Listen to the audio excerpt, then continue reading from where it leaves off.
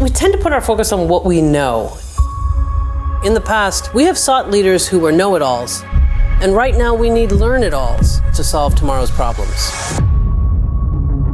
When you think about individuals in their work, we hire folks for their expertise. We reward them for things they know and they get right. And now we've entered a world where we can access expertise. We need people to focus on curiosity, explorations, collaborations, finding and framing new challenges. That's the new frontier.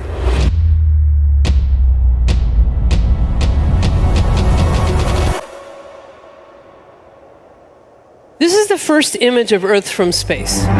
It was taken in 1946 by a suborbital rocket using time-lapse photography. This revolutionary image gave us a view of the world as we'd never seen it before, and it planted a seed for an unreasonable vision: the moon. We choose to go to the moon. We choose to go to the moon. When Kennedy said that in 1962, he wasn't trying to solve an existing problem. He was challenging us to imagine new frontiers.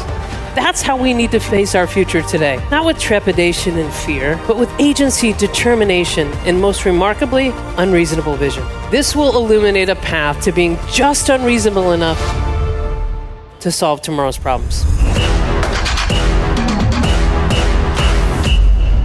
And now I have the pleasure of introducing our keynote speaker. Heather McGowan is a globally renowned future of work strategist and author who has redefined how we think about the future of work. Heather is a thought leader unlike any other who guides us in real time as we evolve. Her voracious curiosity and unparalleled capacity to absorb, digest, and synthesize information for practical use puts her in a category of her own.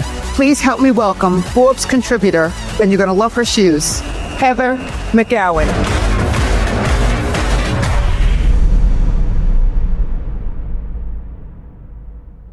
To begin, let's examine where we are in the world today. We're in the fifth era of human history, with the hunter-gatherer era, the agricultural era, the industrial era, the information era, and the augmented era. It's sometimes called the fourth industrial revolution. It's sometimes called the cognitive era, whatever you call it. We got into it just under a decade ago. We're just feeling it now. Notice something? We're going to see a lot of change in this era. First generation to ever span more than one era in a meaningful way. Adapting to this much change is going to be really difficult. It requires unlearning, and it requires managing your emotions. Because the amount of unlearning we're going to need to do is going to require us to manage a lot of fear, a lot of anxiety, a lot of uncertainty. The number one thing you're going to do at work is helping people adapt.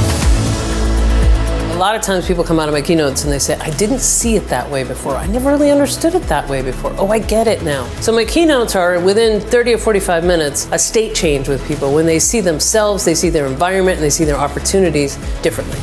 If we can zoom up, back up, and say, what is it that people really need? What is it the question that their activities are really trying to answer? Whether it's a product, a service, an educational system, a way you do something out there in the world.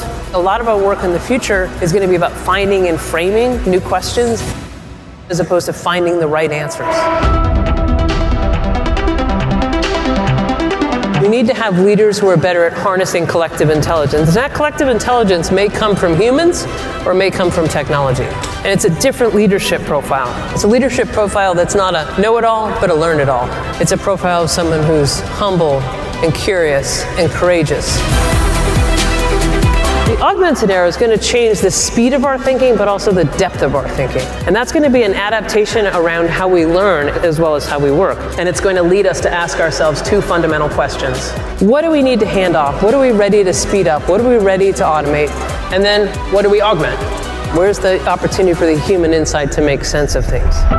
I saw her walk on stage with the crazy glasses on, and I literally turned to the guy next to me and said, oh God, what are we getting into? And then I really just enjoyed the hell out of what she talked about. She was so real and gave such important information to us. I thought it was fantastic.